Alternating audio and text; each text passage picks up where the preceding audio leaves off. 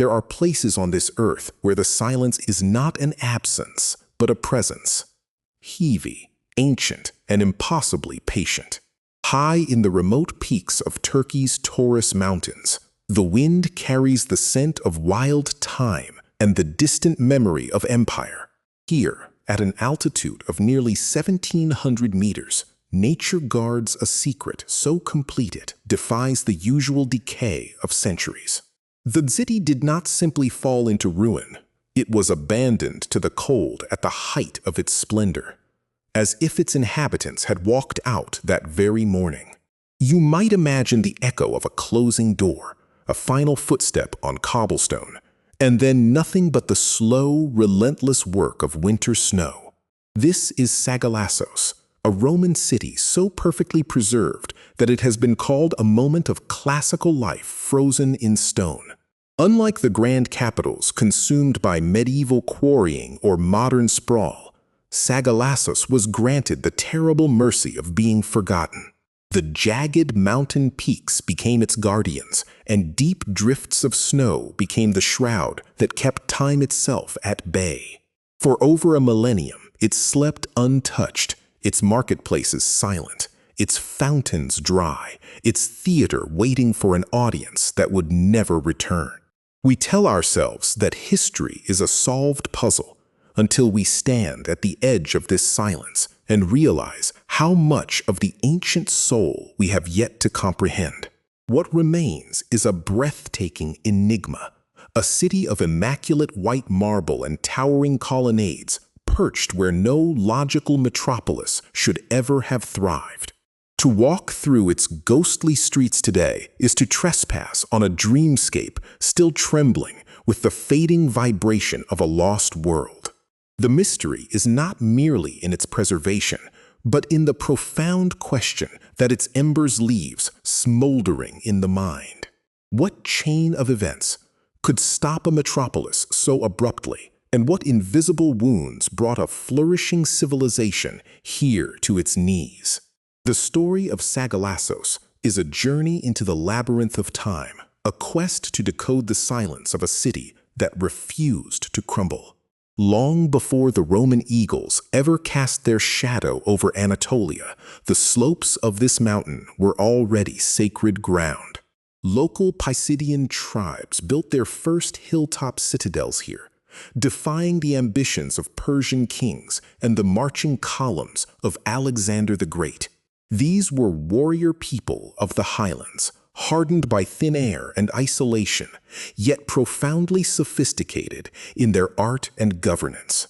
When the legions of Rome finally arrived on this windswept summit, they did not destroy what they found. They merged with it in a union of imperial power and native resilience. Historians speak of a Pax Romana, a long peace that transformed this strategic outpost into one of the most opulent cities in the eastern provinces.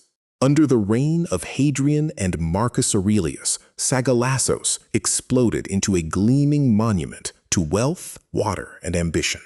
Imagine the visual shock of it. A dense forest of colossal limestone columns, statues of dancing nymphs, and intricate sarcophagi carved into the living rock. The city's architects achieved something nearly miraculous here, taming the volatile mountain springs into a spectacular network of hydraulic engineering. The Antonine Nymphaeum, a massive ornate fountain complex, did not just provide water. It cascaded from tier to tier like a liquid theater, a shimmering declaration of man's dominion over nature. On a quiet summer afternoon, a wealthy citizen might have passed the towering agoras, the scent of olive oil mingling with the cool spray of marble basins. Inside the vast public baths, mosaics depicting the labors of heroes lay laughing under a pool of still water, frozen in vibrant glass tiles. The fingerprints of the craftsmen are still visible on the mortar, the chisel marks still crisp on an unfinished statue rescued from an ancient workshop. This is not ruin porn. This is a living snapshot taken just before the pulse stopped, a city caught in the very act of beautifying itself. Artifacts recovered from the soil speak of a society obsessed with the divine and the delicious. A colossal head of the goddess Ceres, fine red slip pottery, and delicate blown glass perfume bottles scattered in a patrician's collapsed bedchamber. Yet, amid this freeze frame of prosperity, the physical evidence begins to whisper a darker, more violent narrative. Where the columns of the great limestone structures meet the earth, you can see a brutal seismic signature, a violent torsion that twisted solid stone as if it were wet clay. The grand colonnaded street, once the beating artery of commerce, does not merely end. It is broken. Its flagstones sundered by a force that came from deep within the planet. Geologists and archaeologists have found the unmistakable evidence of a catastrophic earthquake, a sudden, snapping terror that brought the high culture of the Romans crashing down in seconds. But an earthquake, however savage, does not usually delete a city from history. Survivors tend to dig through the rubble and rebuild. Here, the calculation changes, because the mountain held back another, more patient weapon, a lethal geological secret hidden in the chemistry of the soil. As the survey teams dug deeper, they wrestled with a strange contradiction, a city of monumental wealth facing a famine of the earth itself. The earthquake may have shattered the walls, but the slow, creeping sterility of the land would have starved the survivors into submission.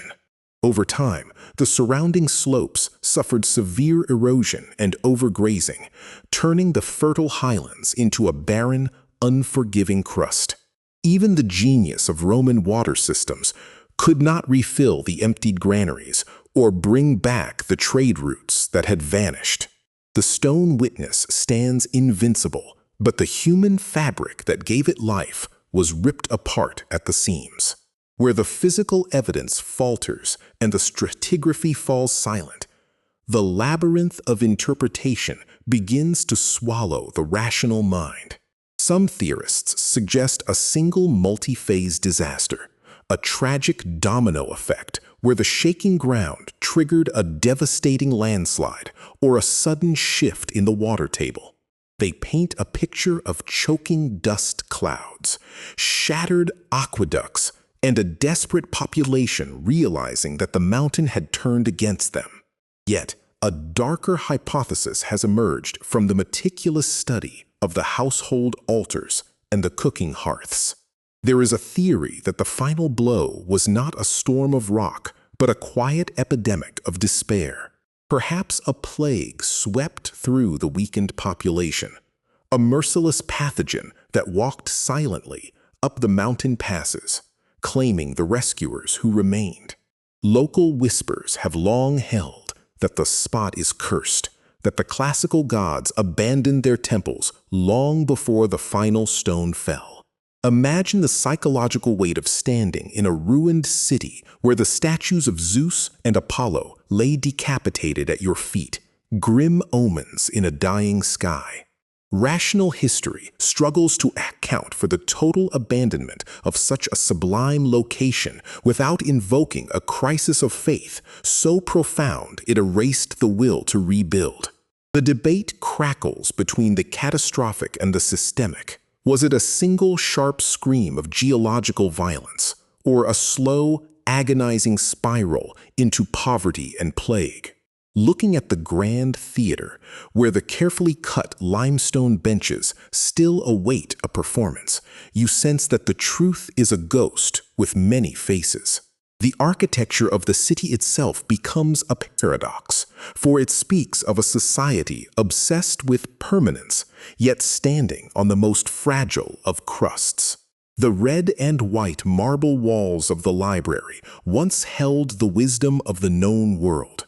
Yet they could not save the citizens from the unknown threats lurking beneath their feet. We find clues in the tiny, sad adjustments, rooms subdivided for squatters, grand baths converted into cold, dark workshops for smithing scrap metal. This was not a single moment of fleeing. It was a slow, brutal deurbanization, a retreat from the Roman ideal back into a state of fearful survival. The final chapter, written in the debris, shows a people clinging to the edge of the Roman dream long after the central heating had gone cold. Eventually, even the squatters faded, and the mountain winter sealed the architecture in a vacuum of ice and forgetting. We are left with a clash between two immovable realities: the objective proof of a seismic event and the subjective chilling silence of an evacuation, so complete it borders on the supernatural.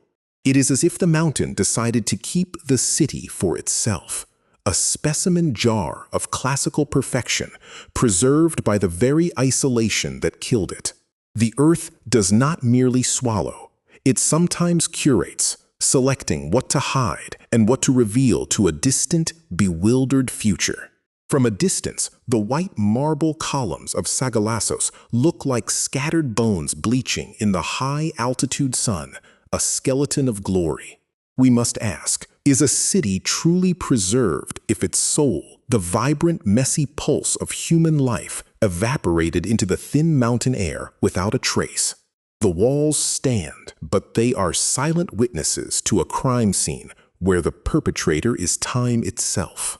For every archaeologist who has uncovered a perfectly intact statue, there is a haunting realization that they are disturbing a deathbed. The labyrinth of theories tightens around one central, maddening knot. A city this beautiful should not exist in such a punishing place, and its survival should not be so complete. We sift through the geological samples and the pottery shards, looking for a logical error in the historical code, a glitch in the machinery of destruction. But perhaps the error is our own need for a simple, tragic opera with a clear curtain fall. The reality of Sagalassos suggests that apocalypses are usually slow, messy, and composed of a dozen small, overlapping failures. The only certain verdict is that of the altitude, the cold, and the crushing weight of a snowpack that buries memory for 1,000 years. This riddle does not live in the ground alone.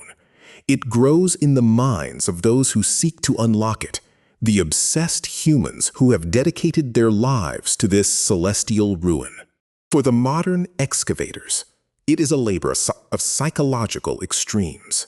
The euphoria of finding a forgotten emperor's toe in the morning, and the despair of realizing a single winter can wash away a year's work. They speak of the strange, protective solitude of the site, a place where the only sound is the wind, playing a hollow tune through the broken pipes of the ancient heating system. The human obsession with Sagalassos is a mirror of the city's original ambition, a defiance of the elements, a frantic attempt to hold back the decay. Every brush stroke that clears the dust from a mosaic reveals not just a vivid image, but the ghost of the artisan who bent his back to lay it, a man who believed his craft would outlast the mountains. We are connected to these vanished people by a fragile thread of curiosity that spans 2 millennia, a shared anxiety about our own impermanence. As you stand on the edge of the agoraphobic emptiness surrounding the site, the ancient dread seeps into your bones. You realize that the Romans of Sagalassos were not so different. They too looked at the jagged peaks and felt both awe and a deep, primal fear of what those peaks might send down. The toll of the search is visible in the excavators' camps, the worn notebooks, the faded photographs of walls that collapsed between one summer and the next. They are racing against the very forces that created the mystery, knowing that the mountain gives generously with one hand and takes brutally with the other. There is a profound philosophical weight in holding a 2,000-year-old bread stamp, a utensil of domestic mundanity, pulled from the rubble of a collapsed bakery. It is a reminder that this was not a city of generals and gods alone, but of bakers and potters, mothers and children, all caught in a terrifying moment of transition. The human quest to understand Sagalassos is ultimately a quest to understand our own fragility in the face of a planet that is indifferent to our monuments. The silence of the mountains does not answer our questions. It simply absorbs them, adding our whispers to the long, cold sigh of history. Time has a peculiar quality at this altitude. It does not flow like a river, but crystallizes like frost on a marble frieze, layer upon delicate layer. We approach the end of our inquiry, not with the satisfaction of a solved riddle, but with the profound vertigo of standing on the edge of an unsolvable chasm. The enigma of Sagalassos is not that it died. It is that it remains, a defiant ghost, refusing to sink back into the obscurity of the Pisidian highlands. History is a narrative of gaps, and this city is a vast, echoing gap filled with the most exquisite art the Roman world ever produced. There is a comfort in believing we can decipher all the clues, but this place humbles that assumption, reducing our certainties to dust. The wreckage of Sagalassos is a clockwork of sand, a mechanism of cause and effect so haunted by unknown variables that it took centuries for the final gear to stop spinning. We look to the stars from the high agora at night, and we feel the same cold, infinite distance that the last guardians of the city must have felt as their world contracted. The abyss stares back at you here, not as a void of darkness, but as a blinding whiteness of winter and marble, a purity that erases the stain of life.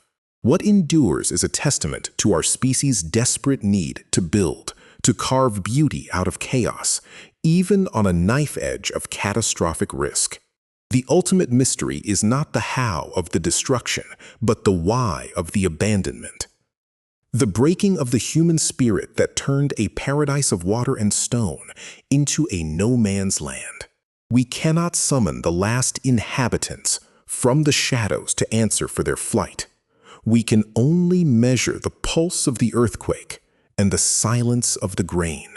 And so the city remains, a frozen perfection that taunts our modern comprehension, a dream from which the dreamer has forever vanished.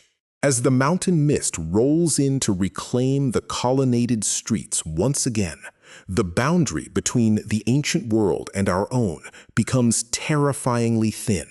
In the end, Sagalassos teaches us that some echoes never fade. They simply grow colder, more remote, and infinitely more mysterious with every passing century. The stones remember what the bones have forgotten, and they are not yet ready to speak their final secret.